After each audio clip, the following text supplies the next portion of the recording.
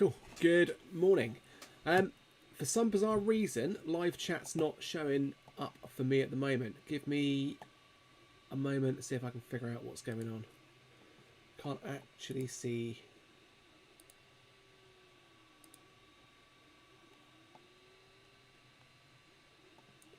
No, really weird. I've got absolutely no information on live chat, so apologies on that one. Anyway, we'll carry on as normal, and we'll see how it goes.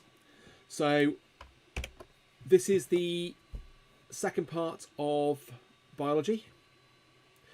We are going to be looking at, sorry, bear with me 1 minute. Yeah, we're going to be going through the second part of biology too. So we're looking at organisation. We are looking at organs, tissues, cells. We're going to be looking at diffusion. We looked at the digestive system last time round. We looked at enzymes. For the moment, because I haven't got any live chat on YouTube, if there is an issue, I'm going to keep Google Classroom open as well. Feel free to drop me a message in there or drop me an email, and I'll try and pick them up on there as we're going, and I'll try and work out what's gone wrong for next time. So let me just open that up now.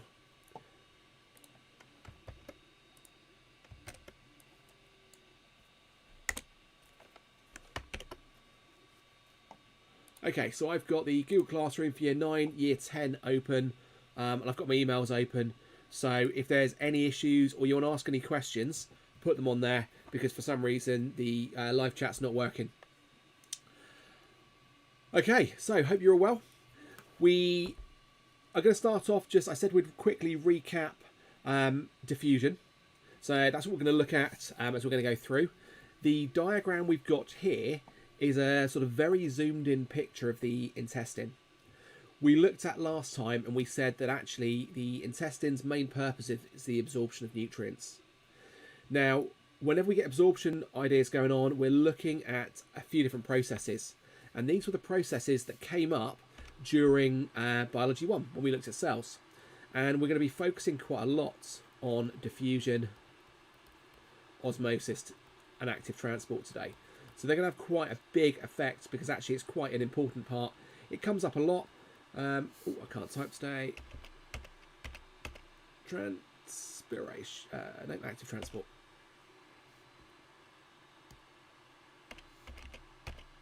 Active transport. There we go.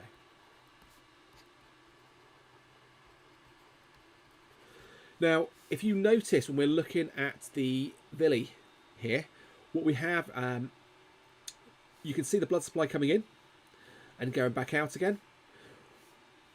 This would be the inside of the intestine, up this side here. And as the food is going past, it's going to be absorbed into the blood supply. So we're looking at this process of absorption there. Now, we said that whenever we get diffusion happening, the stock response in any exam is we're going to be looking at a large surface area. We're going to be looking at moist membranes. We're going to be looking at rich blood supply.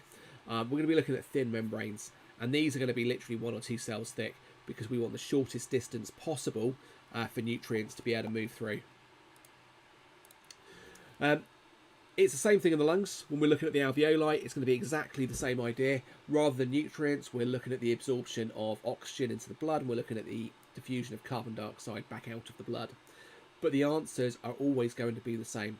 Thin membranes, large surface area, generally a moist surface, and a rich blood supply. Okay, so that's really quite key. Now, what I want to have a look at, let's just move that up, is we're going to move on and have a look at the circulatory system and see how this links in. That's going to tie us onto non-communicable diseases. So we're looking at things like coronary heart disease. And then we're going to have a look at plants. But plants is quite a big topic, so we may even end up going into part 3 with this. So let me just bring up a picture of the circulatory system and the heart.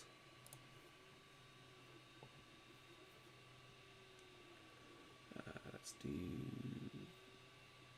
that one.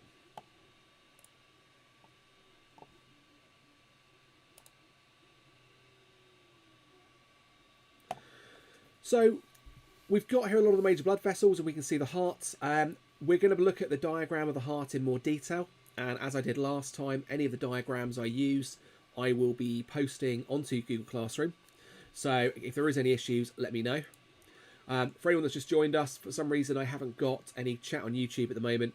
So if you need to talk to me, any questions at all, either put them in Google Classroom or drop me an email.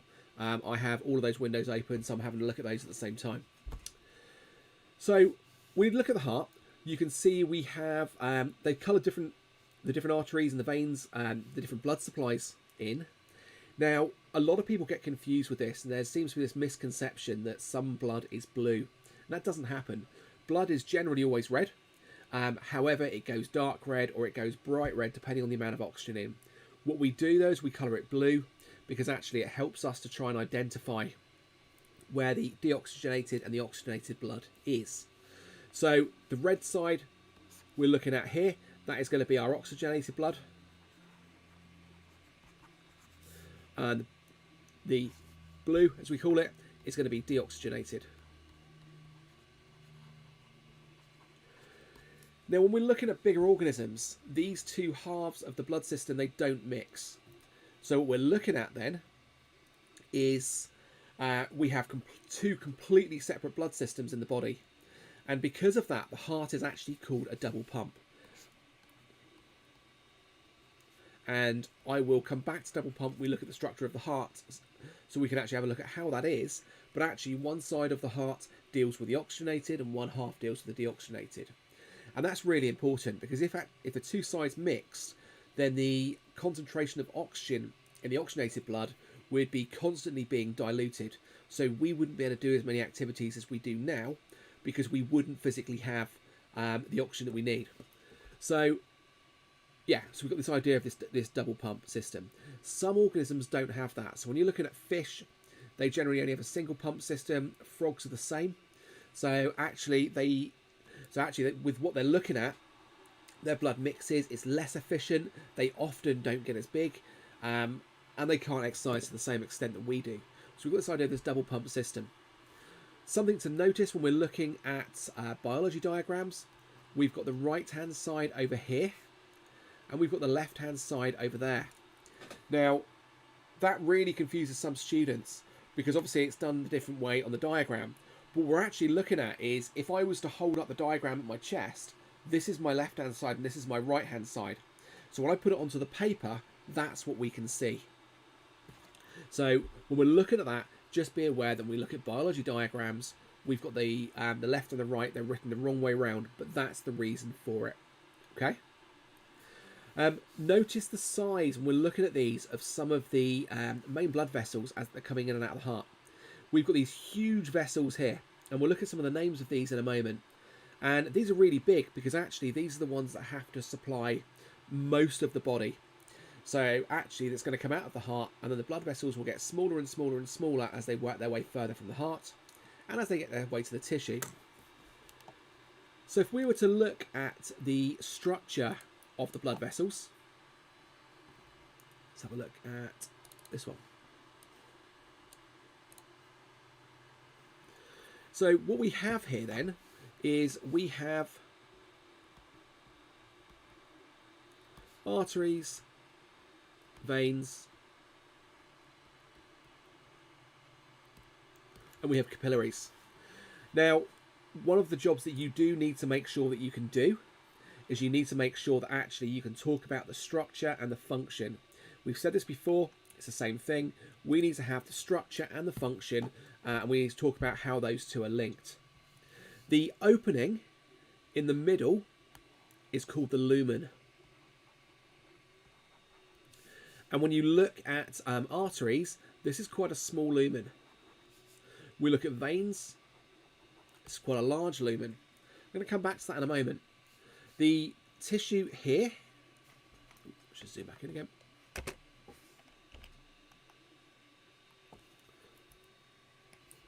The tissue here is our muscular. And then we have elastic tissue around the outside as well. And in the middle. So we've got this elastic tissue.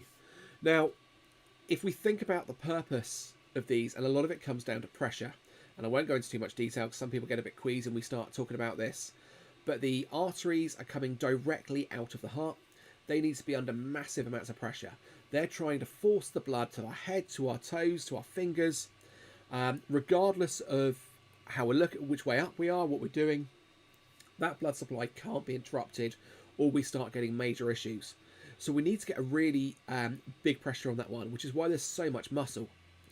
Also, if you think about, if any of you have had a hose pipe and you've had the water running out and you want to spray somebody and you can put your thumb over the end of the hose pipe, what we're actually doing is we're increasing the diameter. We're still trying to put the same amount of water out of it, but out of a smaller hole. So actually it sprays a long way. So we're looking at arteries. By increasing the pressure, we can have a smaller lumen. So it increases the pressure in those arteries. So we've got strong muscle, small lumen to have a high pressure. We then look at the veins. The veins have a large lumen because actually this is where the blood coming back from the capillaries, from the tissue, is being collected, and that's being pushed back up towards the heart again. So we can have a larger lumen. We've still got the muscle because they're still under pressure, but nowhere near as much pressure.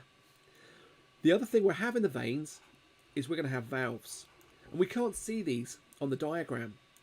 But when the blood is being sort of pushed back up from our legs, every time the heart relaxes, the pressure is going to decrease. And what we don't want to happen is that blood to be pushed up the legs and then drop back down again every time the heart relaxes. So the blood gets pushed up, and as the heart relaxes, those valves shut. And as those valves shut, it stops the blood going the wrong way. Okay? So, yeah, so make sure we've got the valves in there.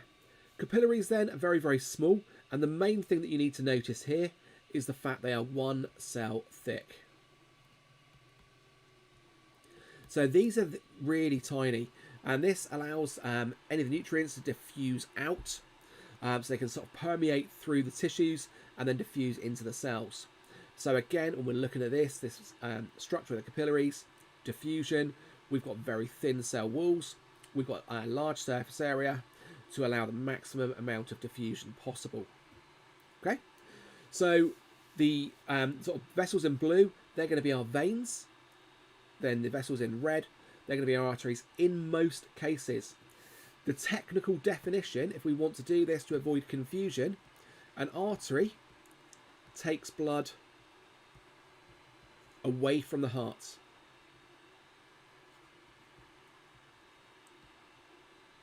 Okay? And a vein takes blood to the heart. Yeah, we can't just say, as you'll see in a minute, that arteries carry oxygenated blood, because there is there's a situation where that's not always the case. So arteries, the definition, it takes blood away from the heart. Okay. I'm really hoping everything else is working okay and that you guys can actually hear me and see me, because like I said, the live chat on YouTube's not working, so I've got no idea of anything you're saying at the moment. So if there is an issue, put it in Google Classroom in one of the comments boxes, or drop me an email just so I know everything's working. If you could, that'd be brilliant. Right, so let's just move and have a quick look at the structure of the heart.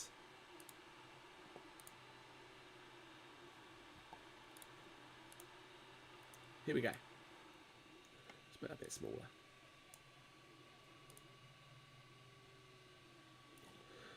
So, as we're looking at this again, we can see here that they've done sort of the blue and the red. Again, to show that we have the oxygenated blood. Let me just change colour.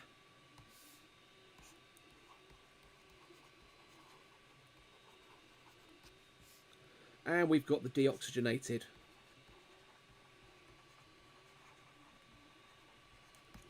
But that doesn't mean that actually the blood is blue.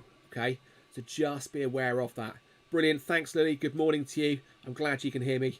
I was getting a little bit worried that I was talking to myself, but thank you for that. It's worth noting that the pigment in blood is called hemoglobin. Now, hemoglobin is quite a big molecule, and when you look at a red blood cell, it's sort of scooped like this. Thanks, Olivia. Good to see you here as well. There's no nucleus, and it's to allow as much space as possible for the hemoglobin. Hemoglobin is quite a big molecule, and it contains iron. which is why if we're anemic, our body struggles to produce enough hemoglobin. But hemoglobin binds quite strongly with oxygen so that it can help transport the oxygen around the blood. So some of the oxygen will diffuse and just be carried in the plasma itself, but the vast majority of it binds itself to the hemoglobin so it can then be delivered. Oxygenated blood, so hemoglobin that has the oxygen attached, we make the word even longer and we can call it hemoglobin. So it's just worth knowing that. So the red is red because it's got this oxyhemoglobin, and it's the hemoglobin that makes the blood look red. Blood itself is a mixture, so just on a slight tangent here, but you have to know this anyway. When we're looking at blood, we've got the red blood cells. We have the sort of plasma, which is the sort of water-based, where most of the nutrients, so we're looking at all the amino acids that have got from digestion. We are looking at the fatty acids, we're looking at the glycerol, we're looking at glucose. We're looking at waste products like urea, so when our body breaks down protein, so any amino acids that we eat that our body doesn't need for growth and repair, gets broken down in the liver to urea. And then that comes out in urine, which is partly where the term urine comes from. So that'll be carried around in plasma as well. Plasma, when you sort of cut yourself and it scabs over, and that sort of straw-coloured liquid that sort of seeps out for a little while afterwards, that is the plasma. So we've got that as well. We will also have in there, we've got white blood cells, and we're going to come back to that when we look at the immune system in a few weeks' time. Morning, Chris. Good to see you online. So, yeah, we've got white blood cells as well. And that's sort of the main components. We will also have platelets. So platelets are sort of fragments of cells, and they're what causes scabbing. Oh, mustn't press that button. Done that again. There we go. So platelets are what causes a scab when we cut ourselves. So it's worth just being aware we've got these sort of main components in the blood. Right, back to the heart. Just to remind ourselves, this is right, this is left. Okay, so again, if I was holding this up, that's my right side, that's my left side, and that's the way it's been done. So sorry, other way around. Need more coffee. It's my excuse anyway.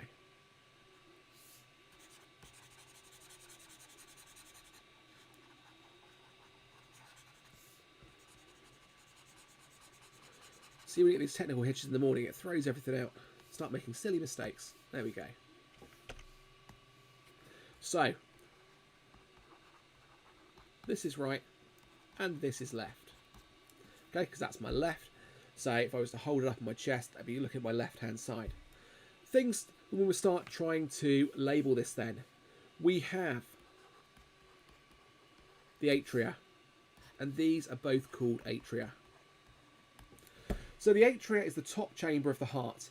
Now, if any of you have ever listened to a heart, and if you want to have a listen at some point, I've got some stethoscopes that you can use, and it's worth sort of trying to listen and get those different sounds. And you will actually hear this sort of bum bum, bum bum. And what's happening is the atria at the top of the heart, the first bum, they are contracting and they are pushing the blood from the top of the heart into these bottom chambers. Okay, and these bottom chambers are both called ventricles.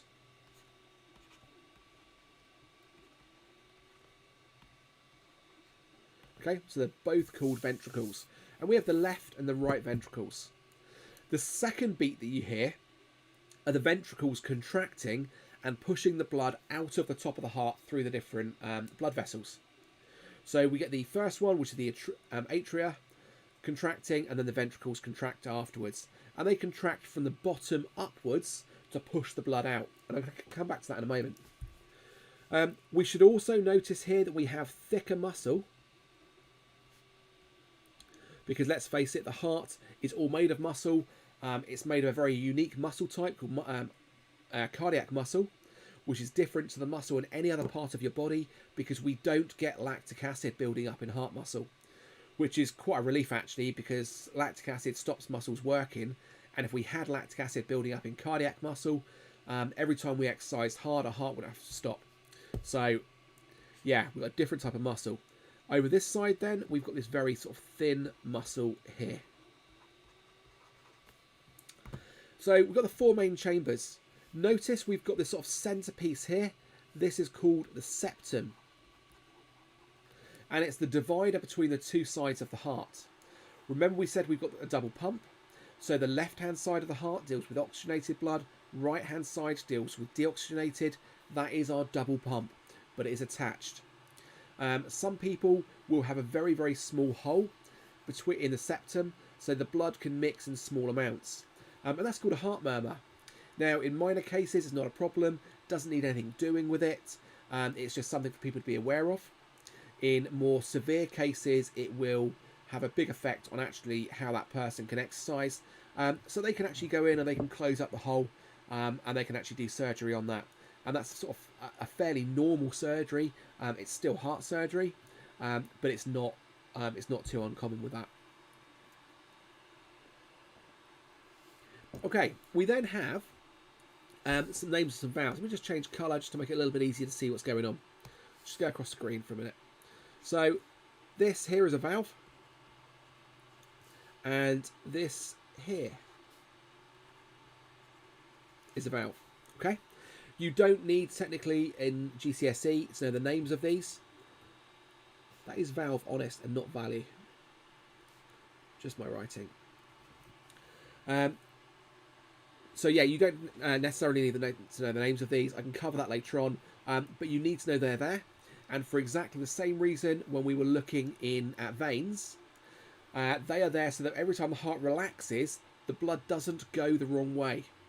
Now, as we get older, depending on lifestyle, depending on in sort of genetics, sometimes those valves can start to leak, they can harden, and they can start causing some issues. And you can sort of get this sort of congestion in the chest, and it can cause issues, and they can be replaced. They can be replaced with either an artificial valve, and we're going to look at these a little bit more later on when we start coming to non-communicable diseases. They can also be replaced with biological valves, either grown from stem cells or from animals as well. So in some cases, these will need replacing. Now, coming into the heart, you can't actually see this properly from, let's have a quick look. We've got the main vessel coming out of the heart, so coming out of the atria here. We've got blood coming in. Yeah, this diagram's missing a blood vessel. Let's just change to black. So we have blood coming into the aorta, okay? And this is coming from the lungs. If you can... So let me just do this up here. So this is from the lungs. And any vessel that's going to or from the lungs is going to have the word pulmonary in it. So we're going to start off with pulmonary. And because it's going to the heart, that's going to be a vein. So it's the pulmonary vein. On this side, we've got this blood vessel, because this is again coming, this is going to the lungs. So it's going to start with pulmonary. And it's going away from the heart. So it's an artery. So if we're getting confused in exams, it's just worth maybe putting those ones in first. Work out which ones are going to and from the lungs. And then we can start off with pulmonary. If it's going from the lungs to the heart, it's a vein. If it's going from the heart to the lungs, it's an artery. The other two have weird names. So coming from the body, this is the Vena Cava. And this is a big tube. This is collecting all the blood from the head, from the arms, from the legs, from the whole of the rest of the body, from all of the organs. It's going to gradually get bigger and bigger and bigger, and then it's going to join into the Vena Cava, where it's going to go into the top of the heart. That blood then is going to go into the right atria, which is going to contract and push it into the right ventricle, which is going to contract and push it to the lungs. We then know it goes around the lungs, where carbon dioxide will diffuse out, oxygen diffuses in, and then as it leaves the lungs, it comes back in by the pulmonary vein, and then it's going to get pushed out by this massive, massive artery called the aorta. And the aorta is absolutely huge because all of the blood leaving the heart for the whole of the body is going to be getting pushed out through that aorta. So we need to make sure we know those names. So it's worth being aware of that. It's worth being aware of the functions. Remember the structure of those vessels. I mean, that aorta is going to have a small lumen. It's going to have a hugely thick muscular wall. And it's going to be under high pressure. Okay? Cool. Right.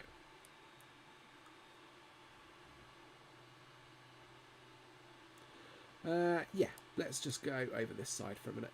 Where are we looking? So, yeah, just one other thing. Sorry, just look at the notes. One other thing. It's worth noting on here, just because again it comes in with one of the operations that people can have on hearts or to do with the heart. Let me just go to a different colour again. Let me go to this colour for a minute. On the sort of right atria, on the outside, there is a sort of area of this. You don't need to know the name in too much detail at this moment in time. It's an A-level topic, but you do need to know it exists. And it's called the atrioventricular node. Now, what this is it's a type of pacemaker, but it's a natural pacemaker. So the brain sends a signal to the atrioventricular node, this AVN, and when it gets there, what it does is it sends a signal out in a wave out the atria, and it also sends another signal down to, oh, we can't even see that. Let's go for yellow. So it sends another signal down to another node here, which is called the sinoatrial node, which causes another wave going up this way. Now, these waves are muscular contractions, okay? So brain sends signal to AVN. That sends a wave out, causing the top of the heart to contract downwards, which pushes the blood into the ventricles. It then triggers a second wave from the sinoatrial node, this point at the bottom, which causes the heart to contract from the bottom upwards, pushing that blood out. Now, don't get too fixed up on the names of those. We need to know they're there. So for some people, if the heart isn't beating correctly, it may not be beating fast enough. They may be having issues with signals from the brain, or the signals may just not be strong enough. There may be some damage to the heart, which means the signals from the brain just aren't strong enough for the heart to beat in the way it should do. In that case, what we can have is an artificial pacemaker. Okay, so I'm just going to put pacemaker here for a minute. What the pacemaker does is it's generally inserted on the skin over on this side, and there'll be a wire that gets stretched across underneath the skin, and that wire touches and is positioned resting on the atrioventricular node. Now, what the pacemaker does is supplements the brain. So that's going to be sending electrical signals down, and every time that electrical signal from the pacemaker touches the AVN, it's going to be sending a wave down through the heart to help make sure those contractions are strong enough and they're fast enough. Pacemakers are really cool. I can talk about these for quite a while. My granddad had one fitted, and when you actually have a look at what they do, they've got a radioactive battery in them to make sure the battery doesn't need charge and replacing very often at all. When they go into hospitals, they can literally just put a computer over the top of the pacemaker, and it will download all of the information about how the heart's been beating, how regularly, any issues it's had. It can detect when the person needs to increase it if they've been exercising, and it will help that as well. So absolutely amazing. They can also reprogram it and control it to make sure that the heart is actually beating fast enough. So that's quite cool. The only things they do have to work out is that if you think about going through airport radar scanners, or if they're going through those magnetic scanners in shops, generally they carry a card because people aren't allowed to go through those in case it affects with the programming of the pacemaker. But the pacemaker is literally just an electronic device that puts an electrode onto the AVN that supplements the beating of the heart. Very, very cool indeed. Right, now I can move back up to here. So the next part of this lesson really then we're looking at is non-communicable diseases.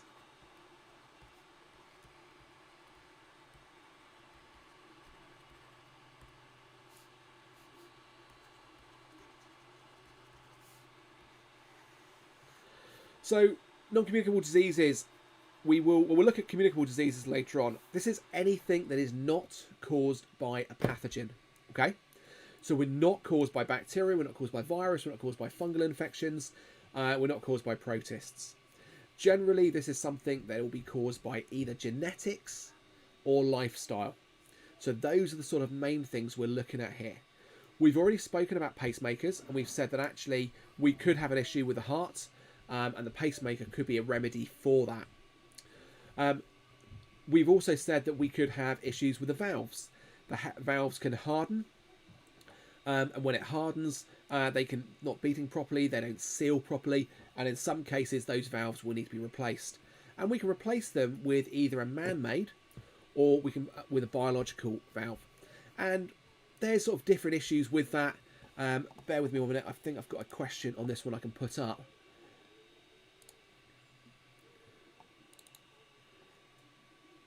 No, that's a different one. We'll come back to that in a minute.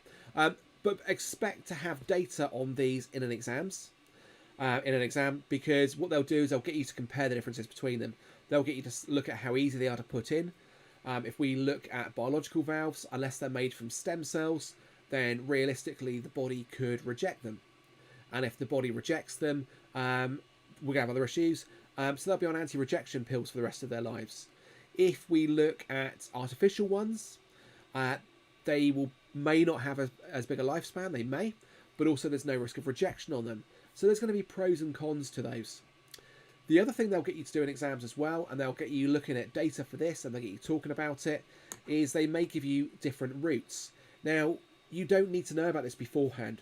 I think I've said this before, but 40% of the exam questions you get will be based on you applying your knowledge to an unfamiliar circumstance.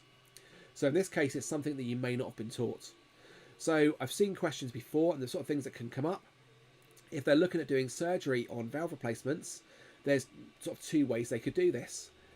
One of them would be open chest surgery, where they will sort of split the chest and they'll go in. Very invasive with long recovery times on this one, but sometimes this is needed.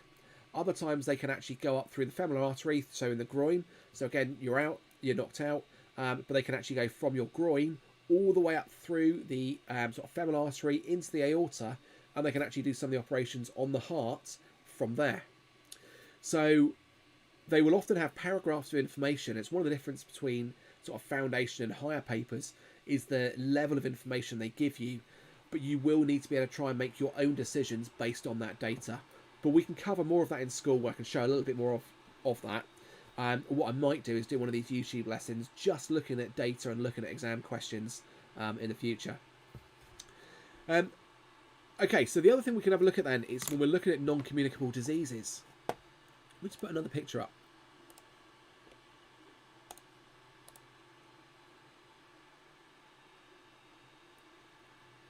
Is it going to work? There we go.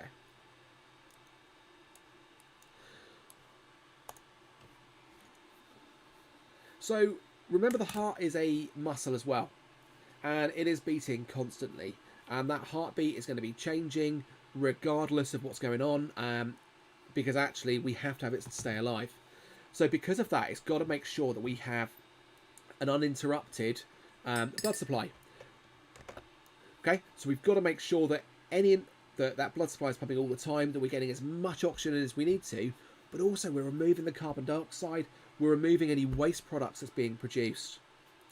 Now, depending on lifestyle, and in some cases genetics as well, when you speak to some of your other teachers, I know you've been talking to Mr. Booth, he will have quite a lot to say on this one.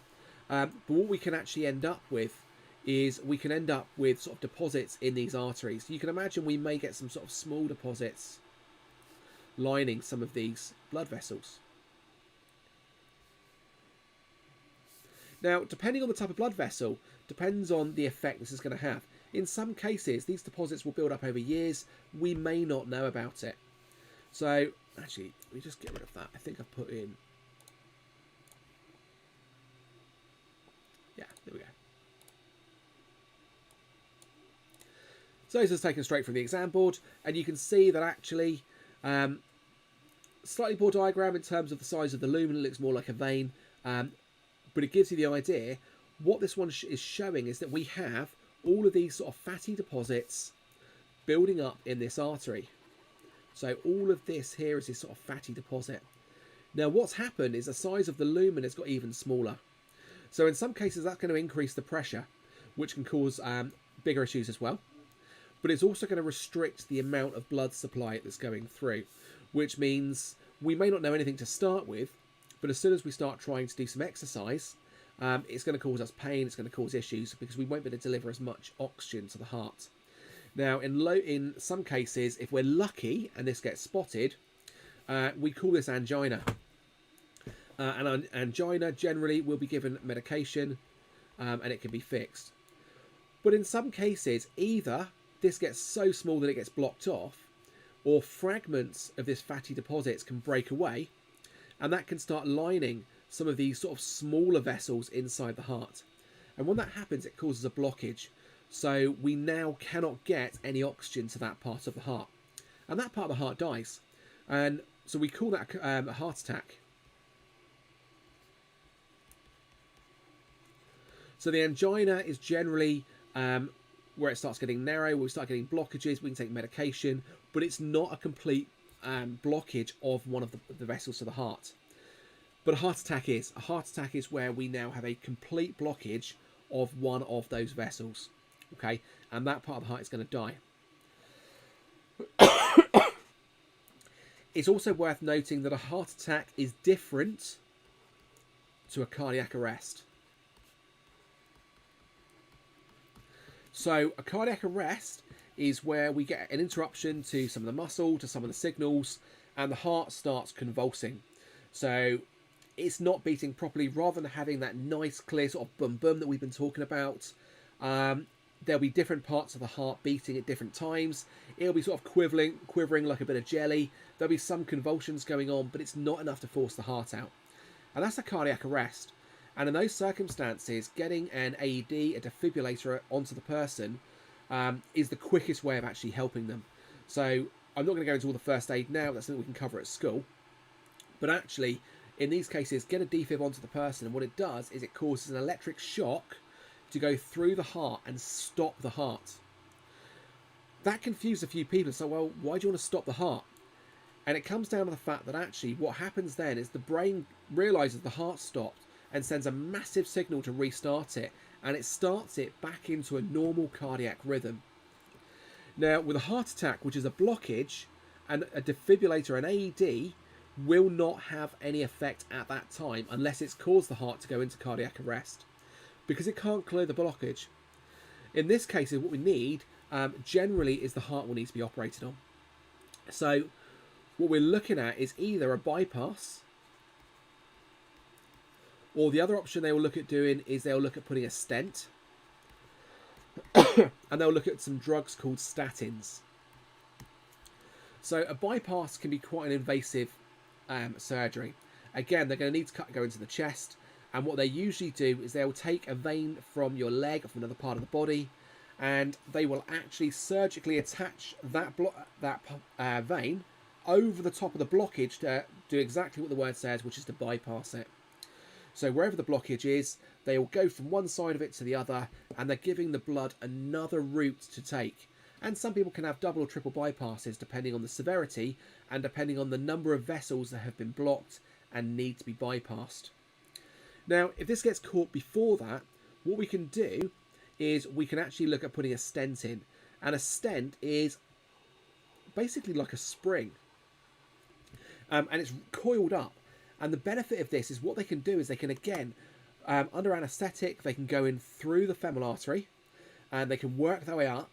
They can actually insert a balloon and inflate it and draw it out and remove as much of the blockage as they can. And then they put the stent in and they release it, and the stent opens up and it keeps that blood vessel big. So by doing that, they're allowing the blood supply to go through. Now, sometimes this is only a short term, depending on the lifestyle, depending on the person, depending on what happens after that. But it does mean they don't need sort of a massively invasive surgery. Statins are a drug which will lower cholesterol levels in the body. So by lowering cholesterol levels over time, our body can start reducing the fatty deposits in those blood vessels. So it's not a quick fix, it's a longer term fix. Sometimes people will be on these all their lives, some people will be on for a long period of time. But the idea is, by lowering the amount of cholesterol that our body converts from food, we can reduce those fatty deposits. There are sometimes side effects as well. And again, when I said about those sort of 40% of the marks being applying information, do expect to have information given to you on this that you will then have to interpret. Now, I'll give you an example of the sort of information the exam boards might give you. So this is for our exam board, this is for AQA, this is for who we'll be using. So let me just put this up.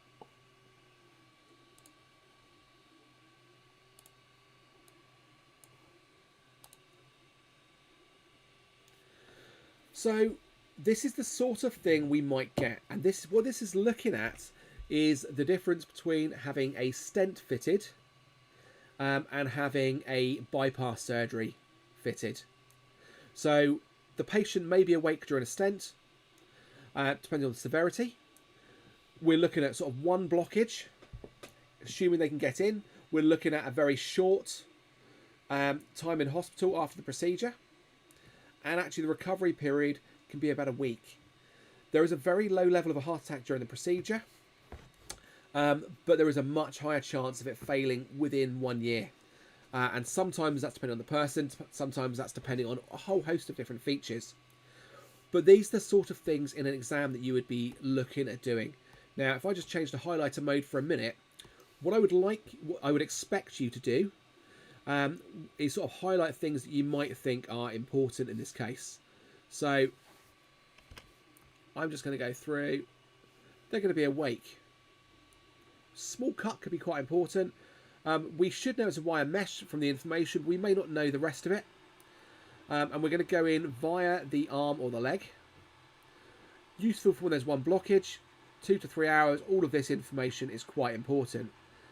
This one particular could be something that comes up that we may need to focus on depending on what the question's asking after that. With bypass surgery, they're not awake, so big difference there. We're looking at the chest is cut open rather than a small cut. So that's one comparison we're making. We're removing a section of blood vessel from the arm or the leg, and we're creating a new channel for the surgery. Better for multiple blockages. Longer in hospital, longer recovery time. The risk of heart attack is a little bit higher, but not a great deal. So if you're in the exam, don't be afraid to highlight, make notes, to annotate, but this is the sort of information that you're going to need to be basing your decisions on when you're in there. Okay, so hopefully that's clear. Okay, other things that can be done then, we're looking at non-communicable diseases, is we can look at transplants.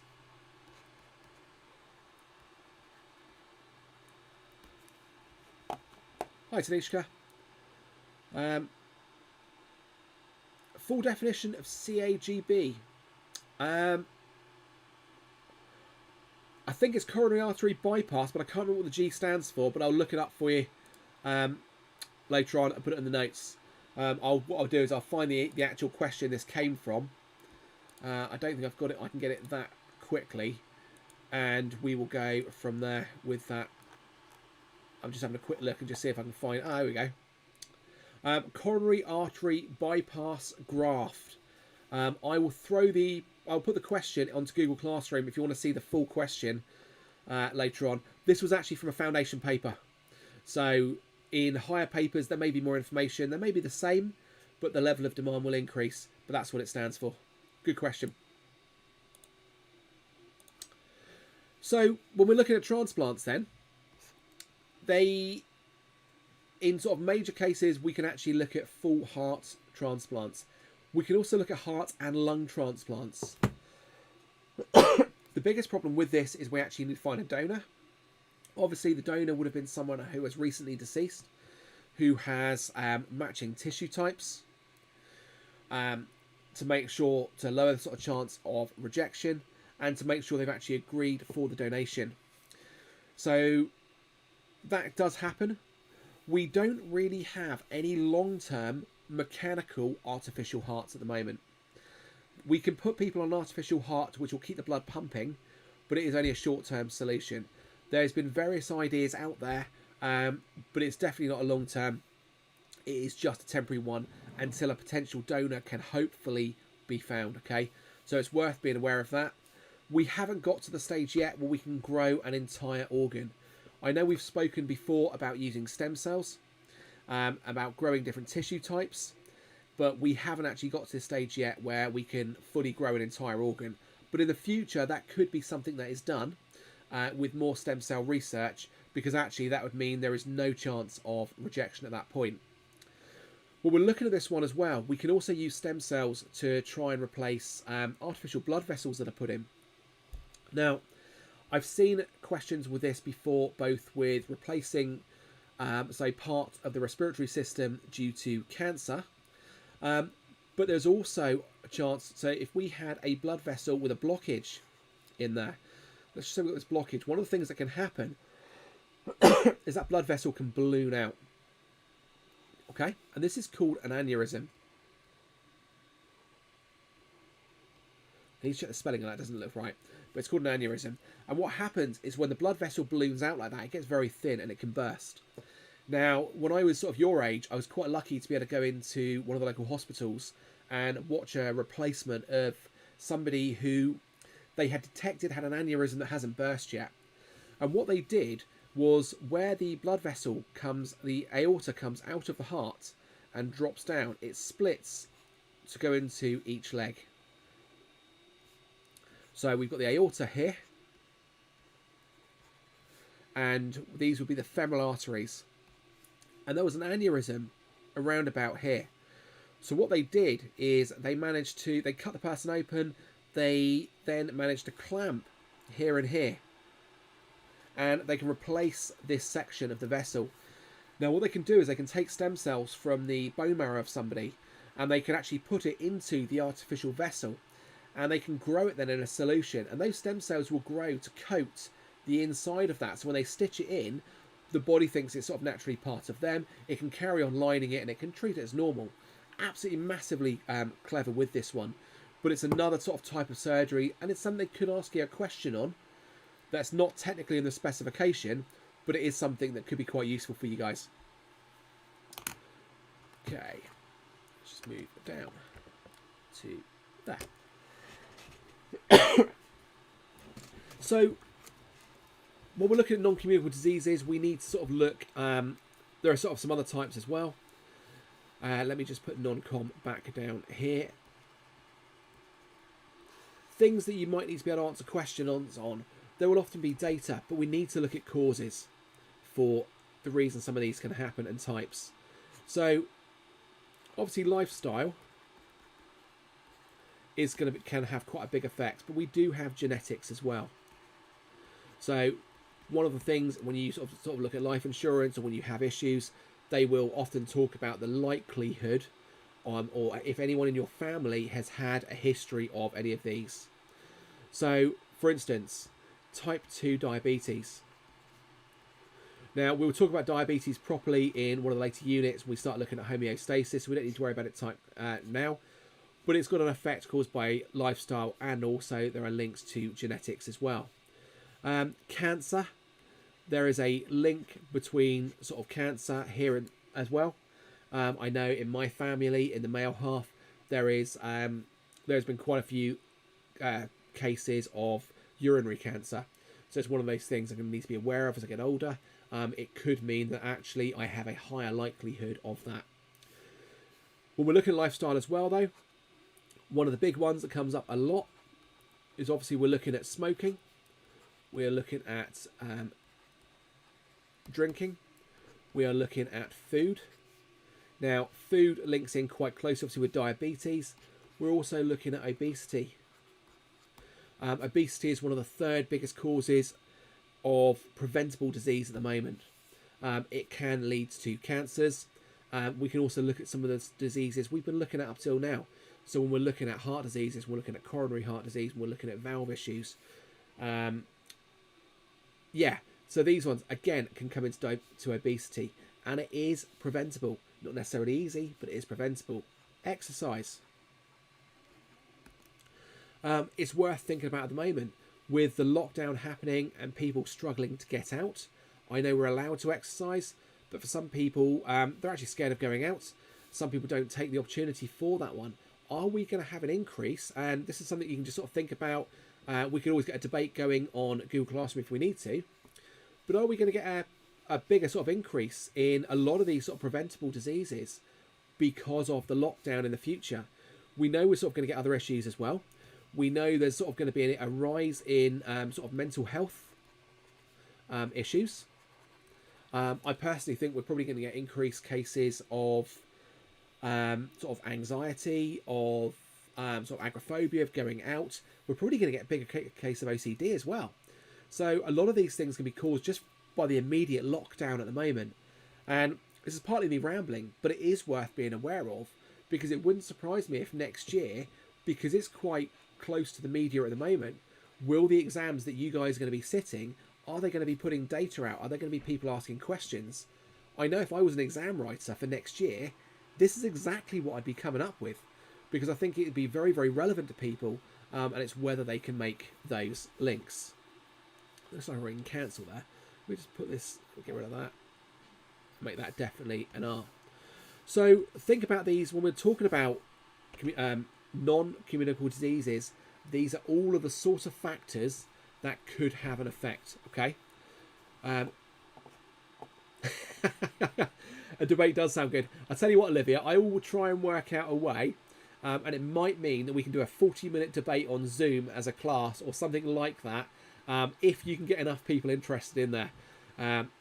The number of sort of viewers of these videos, some of them are really high, some are really low. So if you can get enough people together, we'll do a debate, and I'll sort of put something together around about this, because that could be quite interesting. We'll bring Year 9 in as well, and we'll sort of work out something, because actually I think there's a lot of science going on here that's really, really relevant. So we'll do a bit of a face-to-face. Zoom limits to 40 minutes, so it'd be quite a nice time actually to try and get a bit of a discussion or a debate going on this. So yeah, I will sort something out if we can get enough people interested in that. So leave that with me. I'll have a look at that for a bit later on. But yeah, so non-communicable, think about the sort of lifestyle issues that go with that. I've been talking to several people recently, and everyone's going, oh, I've put on weight. And you're thinking, I know, it's really hard. How do you exercise when you can't go out very much, when you sort of people are worried about meeting? I know our local woods, our sort of local outdoor space is heaving with people. And it's really tough to get out there without meeting other people. So there's all sorts of sort of interlinking factors here that can have these effects. Okay? Have I missed anything on that one? Smoking. So we know about smoking. It's quite, it's in the media quite a lot. But we do need to be. It is the #1 cause of sort of preventable disease, pretty much in the Western world. We know it can cause cancer, and I'm going to talk about cancer briefly in a minute just before we finish. But we are looking not just at the lung, but about cancers in other parts of the body. It can increase deposits in blood vessels. So we can have those sort of fatty deposits. We can have those build-ups. So it links into obesity, and we know that drinking does as well. There's lots of sort of, we're looking at alcohol. There are lots of sort of science articles saying it's good for you. I used to work in the brewing industry, and there was lots of articles came out. But it's one of those ones with moderation, and most of them actually, even small amounts of alcohol can cause some increases in some of those non-communicable diseases. So there's lots of ideas here. And I think what I will do, probably for next week, is I'll put together a data-based task so we can look at some of these issues to give you a chance to have a look at using data. Right, just to finish off, because I'm not going to touch plants now, I don't think, because I think that's a whole new topic. It's quite a big topic, and I will cover that on Friday in part 3. When we're looking at cancer, it's worth being aware there's two types, or two main types. They are benign and malignant. Now, just in case people haven't heard or aren't aware of what these words mean, cancer is where there has been a mutation in the cells and cells start dividing uncontrollably. That means they're taking in more nutrients, they're going to be getting rid of more chemicals, but they are dividing faster than all of the other cells around them. And the problem is then that means those cells are going to start pushing other cells out of the way, and you end up with this tumour that's growing. Now, the ways of treating this, we're looking at either radiotherapy, and I'm going to cover radiotherapy, or if I did it a little bit, we did waves, and we will come on to it later on as well. But radiotherapy is where we shine gamma radiation and we kill off very specific groups of cells by having lots of beams of radiation crossing over at once. And if you do need a recap, go back and have a look at the P6 waves video I did on that. Chemotherapy. Chemotherapy is where we get given chemicals which are toxic to all cells. But the idea is that because cancer cells are multiplying so fast, they absorb much more of this chemical than any of the other cells in the body, which means they take in enough for those cells to die. The other cells don't take in that much, so we just feel a bit grotty. And obviously we have surgery as well. The difference between benign and malignant though, a benign means the tumour is localised. None of the cells are breaking off, none of the cells are spreading to other parts of the body. Malignant tumours are where the cells, where the tumours can actually spread. So bits of the cells can break away, they can travel through the blood system, through the lymph system, and they can then take hold in other parts of the body. And of course they're the hardest ones to deal with, because we can't just sort of cut out a tumour and then have some therapy and then hope it's been dealt with. So there's a much closer sort of level of monitoring with malignant. Not always caused by lifestyle, some of it's genetics, some of it is just bad luck. But obviously we can prevent some of this by trying to improve lifestyle as well. Right, I think I'm going to leave it there. I'll try and work out what's gone wrong with the YouTube chat for Friday. Friday, we're going to have a look at plants. We're going to spend pretty much the whole session on plants. We're going to have a look at plant structures. We're going to have a look at plant tissue types, plant organs, organ systems. We will be looking back again at diffusion, at osmosis, at active transport. We're going to be looking at transpiration, and we're going to have a bit of a plant fest on that one. So hopefully I will see you all then. Everybody take care, and I will speak to you Friday. All the best.